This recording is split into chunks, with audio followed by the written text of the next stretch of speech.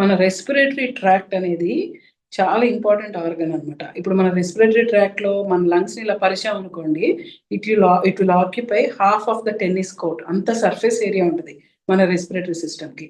ఇందులో మెయిన్ గా 2 పార్ట్స్ ఉంటాయి. ఒకటి గాలి తీసుకెళ్లే ద్వారాలు, ఇందాక చెప్పుకున్నట్టుగా రకరకాల బ్రాంచింగ్ ట్రీస్ లాగా ఉంటాయి.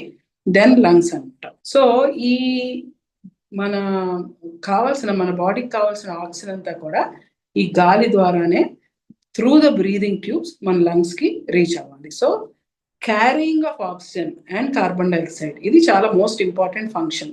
అంతేకాకుండా క్యారీ అయినాక ఏమవుతుంది, మన లంగ్స్ లో ఆల్వియోలే అని ఉంటాయి అనమాట. These are the gas exchanging units. ఇక్కడే మన బాడీకి కావాల్సిన ఆక్సిజన్ లోపలికి రక్తనాళాల్లోకి వెళ్తుంది. చెడు గాలి ఏదైతే కార్బన్ డైఆక్సైడ్ మన బాడీలో ప్రొడ్యూస్ అవుతుందో అది లంగ్స్ ద్వారా బ్రీదింగ్ ట్యూబ్స్ ద్వారా బయటకు వచ్చేస్తుంది. సో దీనివల్ల మన బాడీలో ఒక బ్యూటిఫుల్ యాసిడ్ బేస్ బ్యాలెన్స్ అనేది మెయింటైన్ అవుతుంది లంగ్స్ వల్ల.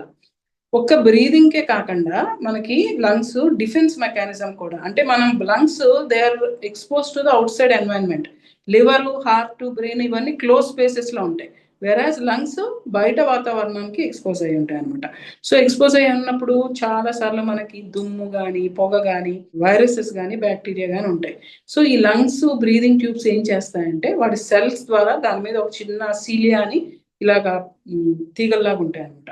అవి ట్రాప్ చేసేస్తాయి ఈ పొల్యూషన్ ని కానీ, డస్ట్ ని కానీ, అలర్జెన్స్ ని కానీ, మైక్రోబ్స్ ని కానీ, వీటన్ని బయటికి ఫ్లెమ్ లాగా. ఈ ఫ్లెమ్ అనేది కూడా ఒక ప్రొటెక్టివ్ మెకానిజం.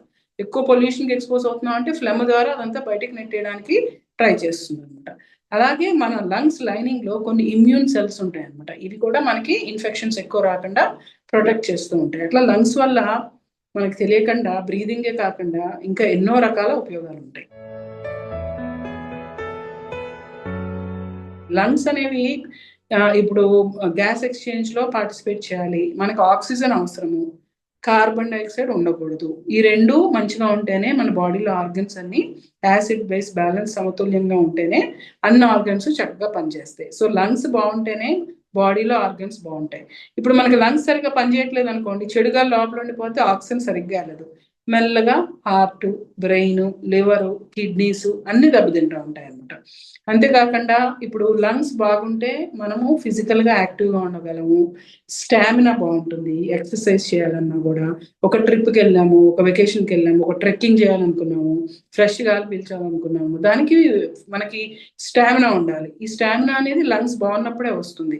అదే మీరు ఎన్నోసార్లు చూసుంటారు, స్మోకింగ్ చేసే వాళ్ళకి, ఆస్తమా ఉన్న వాళ్ళకి సరిగ్గా కంట్రోల్లో పెట్టుకోకపోతే మిగిలిన వాళ్ళలాగా వాళ్ళు ఎంజాయ్ చేయలేరు లైఫ్. ఆక్సిజన్ పెట్టుకుని తిరగాల్సి వస్తుంది, లేదా లిమిట్ చేసుకోవాల్సి వస్తుంది అనమాట. సో అలా ఫిజికల్ స్టామినా తగ్గిపోతుంది. అంతేకాకుండా బాగా సివియర్ లంగ్ ప్రాబ్లం ఉన్న వాళ్ళకి ఏమవుతుందంటే హార్ట్ మీద స్ట్రెయిన్ పడుతుంది. రైట్ హార్ట్ అనేది ఎన్లార్జ్ అయిపోవడము, కాళ్ళ వాపులు రావడము, pulmonary hyper tension, car pulmonary అంటాం అనమాట. అంటే లంగ్స్ వల్ల హార్ట్ దెబ్బతిండం. ఎప్పుడైతే లంగ్స్ బాగోవో ఇన్ఫ్లమేషన్ అనేది బాడీలో చాలా ఎక్కువ అవుతుంది. దీనివల్ల మనకి హార్ట్ అటాక్స్ అట్లాంటివి వచ్చే అవకాశాలు కూడా ఉంటాయి. అండ్ లంగ్స్ మంచిగా పనిచేయకపోతే అలాగే ఇమ్యూనిటీ కూడా తగ్గిపోతుంది. రకరకాల ఇన్ఫెక్షన్స్ అయ్యి వచ్చే ఛాన్సెస్ ఉంటాయి అన్నమాట. ఈ స్మోక్ అనేది ఏంటంటే నికోటిన్ తో పాటుగా 8 విష పదార్థాలు ఉంటాయి దీనిలో. సో నేను కొంచెమే స్మోక్ చేస్తాను కదా అనుకుంటే విత్ ఈచ్ పఫ్ 8000 పాయిజన్స్ మన బ్రీదింగ్ ట్యూబ్స్ ని, లంగ్స్ ని డ్యామేజ్ చేస్తూ ఉంటాయి అన్నమాట. సో దీనివల్ల ఏమవుతుంది, ఇందులో మనకి toilet cleaner, nail polish రిమూవరు, wall paints, వీటిల్లో వాడే పదార్థాలన్నీ కూడా సిగరెట్ లో, స్మోక్ లో ఉంటాయి అన్నమాట. సో ఫస్ట్ మనకి ఇది ఇమ్యూనిటీని తగ్గించేస్తుంది, రెస్పిరేటరీ ట్రాక్ట్ ఇమ్యూనిటీని. సో మాటికి జలుబులు, దగ్గులు రావడంతో స్టార్ట్ అవుతుంది. Viral infections, bacterial infections more frequent గా వస్తాయి, ఇమ్యూనిటీ తగ్గుతుంది కాబట్టి. ఆ తర్వాత చిన్నగా బ్రాంకైటిస్ స్టార్ట్ అవుతుంది. అక్యూట్ బ్రాంకైటిస్, అది క్రానిక్ బ్రాంకైటిస్ సిఓపిడిలోకి దిగుతుంది. సిఓపిడి అంటే మనం ఆల్రెడీ తెలుసు, దగ్గు, తెమడ, ఆయాసము.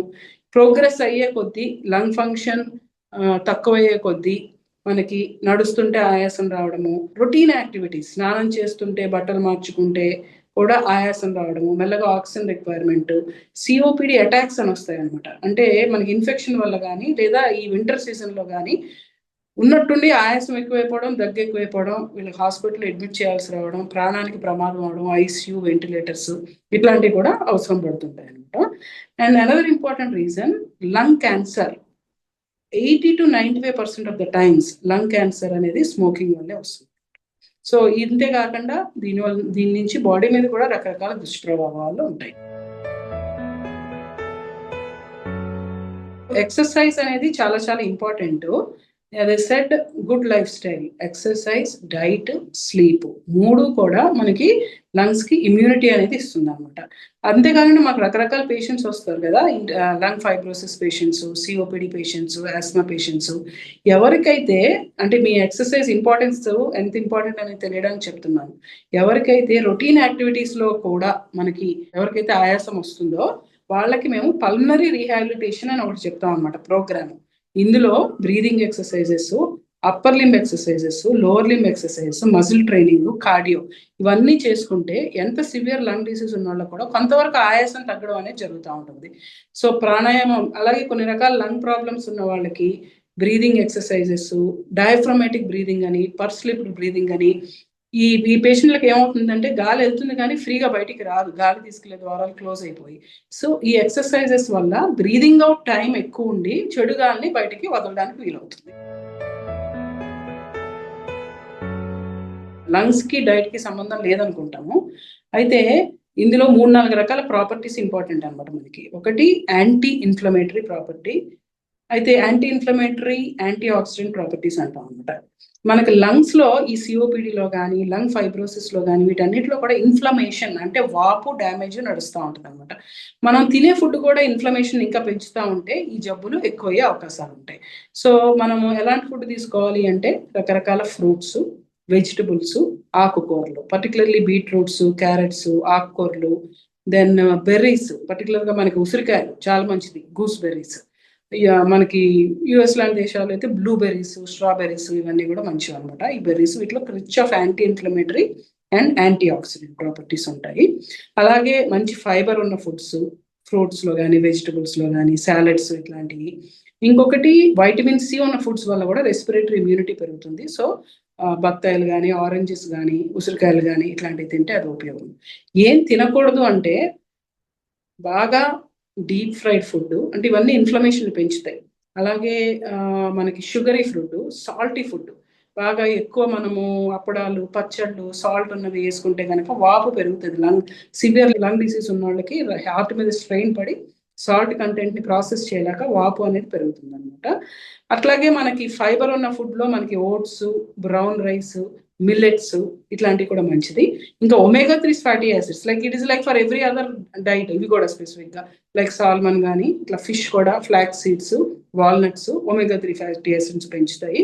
So anti inflammatory, anti oxidant properties ఉండాలా, అండ్ omega-3 ఫ్యాటీ యాసిడ్స్ ఉండాలి. ఇన్ఫ్లమేటరీ ఫుడ్స్ తినకూడదు. లంగ్స్ ని హెల్దీగా చేసుకోవాలి అంటే first the 3 pillars, diet, exercise and sleep మంచిగా ఉండాలి. అప్పుడు లంగ్స్ కూడా స్టెబిలైజ్ అవుతాయి.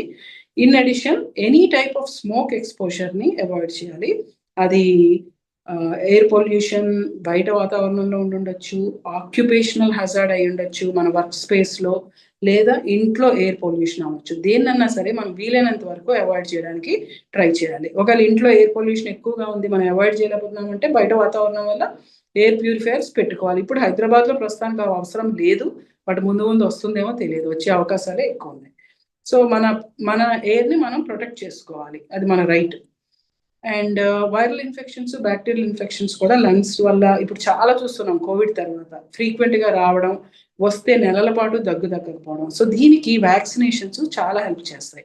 ప్రతి ఒక్కళ్ళు కూడా ఫ్లూ వ్యాక్సినేషన్ చేసుకుంటే మిమ్మల్నే కాకుండా మీ ఇంట్లో ఉన్న పెద్దవాళ్ళని కూడా ప్రొటెక్ట్ చేసినట్టు ఉంటుంది. అలాగే నీళ్లు మంచిగా తాగాలి, అప్పుడు రెస్పిరేటరీ సిస్టమ్ మంచిగా హైడ్రేట్ అయ్యి రికవరీ అనేది ఫాస్టర్ గా ఉంటుంది. హెల్దీ డైట్ తీసుకోవాలి. So these are some of the tips.